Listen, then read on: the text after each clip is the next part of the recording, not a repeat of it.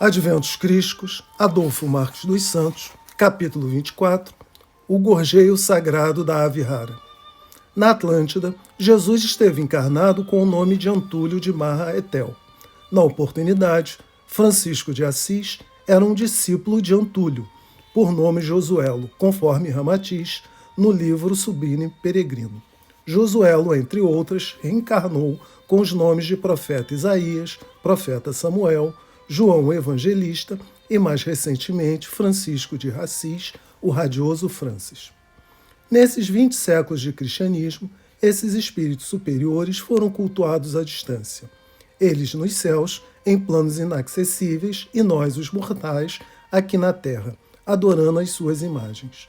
O atual advento desmitifica e desmitifica tal conduta, rasgando o véu que encobriu as verdades eternas, e convida o homem a sentir Deus em todas as suas formas de manifestação, em especial a diluírem os bloqueios psicológicos que apartam a criatura de seu Criador. Vencendo esse embotamento, o homem poderá contemplar o gorjeio sagrado da ave rara, Francisco de Assis, o radioso Francis, levando aos quadrantes deste planeta a mensagem de renovação íntima emoldurada com a sua própria essência. Em verdade, os adventos, paulatinamente, vão desbloqueando o psiquismo do homem ritualístico e integrando-o àqueles que fizeram a história da humanidade, quando nas suas épocas portavam maior grau de discernimento. É o caso, por exemplo, de Antônio de Pádua. Na época de Jesus encarnado, foi tocado pela essência do Mestre e aceitou o convite na personalidade de Zaqueu, segundo Miramês, no livro Francisco de Assis. Dali por diante, nunca mais se desligou da essência crística. Encarnado junto com Francisco de Assis, foi o maior tribuno cristão de que se tem notícias. Antônio de Pádua e Francisco de Assis eram médiuns de Jesus. Atualmente, na roupagem do advento do Cristo, Antônio de Eloquência Divina é responsável pela expansão da palavra doutrinária, junto com Tomás de Aquino e Boaventura. Antônio Eloquente, desde muito jovem, adotou a fé inabalável como forma de iniciação, dispensando os rituais infantis, dogmas ou quaisquer fórmulas externas para comungar com Deus. O atual advento substitui o culto às imagens estáticas dos altares contemplativos pela ação e interação dos encarnados com a essência espiritual daqueles representados pelas imagens. Antônio da Eloquência Divina, Antônio de Lisboa, tem especial papel junto àqueles que vão conduzir a palavra da renovação cristã. Por ressonância e afinidade, vinculados pelo mesmo propósito, os expansionistas estarão inspirando os expositores da Sacratíssima Mensagem para a reformulação doutrinária do cristianismo, considerando que não se podem apartar espíritos afim unidos pelo teor que lhes confere a eternidade. Sagradas Fileiras. Patenteada fica a razão de os adventos crísticos nascerem em uma doutrina reencarnacionista, com raízes fincadas na eternidade e que tem como fator importantíssimo a comunicação interplanos, entre os encarnados e desencarnados.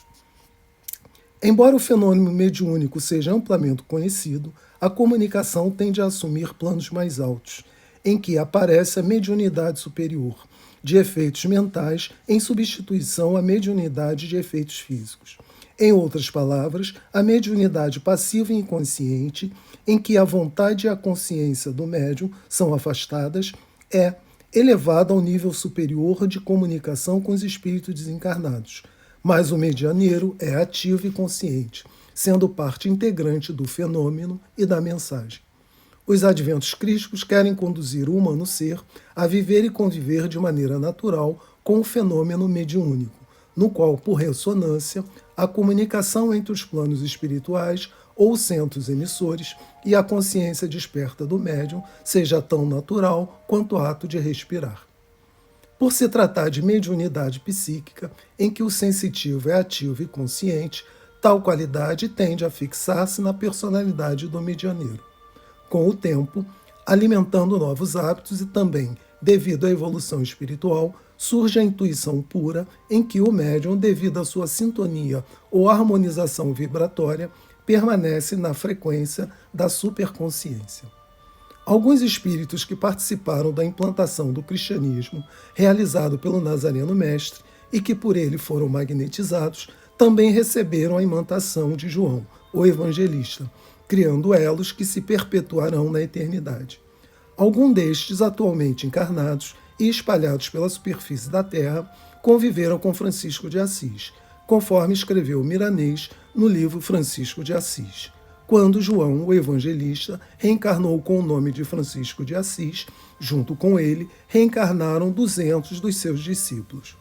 Outros tantos espíritos na carnadura também aderiram ao movimento e passaram a fazer parte da ordem franciscana. Atualmente, as Sagradas Fileiras citam constantemente a incontestável participação de Francisco de Assis, o radioso Francis, no movimento adventista. Desejam elas estabelecer a suavíssima sintonia entre os discípulos encarnados e Francisco, considerando os elos criados naquele convívio e que atualmente facultam a tão magnânimo ser a ligação plano-luz, plano-terra. É de bom alvitre relembrar que o radioso Francis vibra onde vibra a consciência ampla daquele que o possui em sua emoção. A presença gloriosa e fluídica dele ao nosso lado, atendendo aos apelos da superior emoção que nos conduz ao quase êxtase, é uma constante para os convictos. Afirmam as Sagradas Fileiras: quedam-se a radiosidade Francis, todos, sem exceção, receptivos e resistentes, fiéis e incrédulos, promissores e retrógrados. As pegadas dos humildes são como a forja escarlate prensada sobre couraça lisa. Permanece ou quiçá perpetua-se pelo estigma imutável, ou melhor, pela irreversibilidade de sua essência. As pegadas do mínimo radioso Francis transcendem ao tempo dimensional corriqueiro, posto que param sobre os humanos, encarnados e desencarnados, sobre os vegetais, os minerais e os animais, os ditos irracionais terrenos, com a mesma intensidade vibracional, onde não se incluem a lástima, a perfídia, a desonra, o desalento ou o desamor. Ele é força superior, perfeitamente integrada à não individualização, pois que seu inverso conduz inexoravelmente ao delito que alimenta os avassalados pela vaidade, ou seja, os personificados e assenhoreados das virtudes do Pai. Ele, o Francis, é, sobretudo, a consciência da cabala, denegrida por tantos órfãos da fé, ou que dela se apartam por ignorância da luz, da eterna recrudescência, da santificação na carne, beatitude.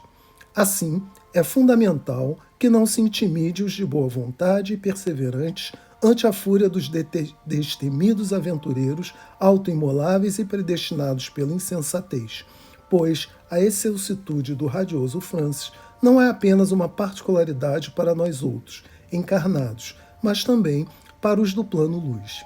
Nesse sentido, escreveram as Sagradas Fileiras quanto à radiosidade de Francisco de Assis. Liberem nós outros, teus confrades deste plano luz, envoltos na grandeza desta ditosa e solene assembleia, reunida em permanente comunhão com os adventos e seus detentores. Repito, libera em nós o intraduzível êxtase da imensurável radiosidade nele contida, ou seja, propagação da energia luminosa, grãos de luz, que de seu majestoso ser emana.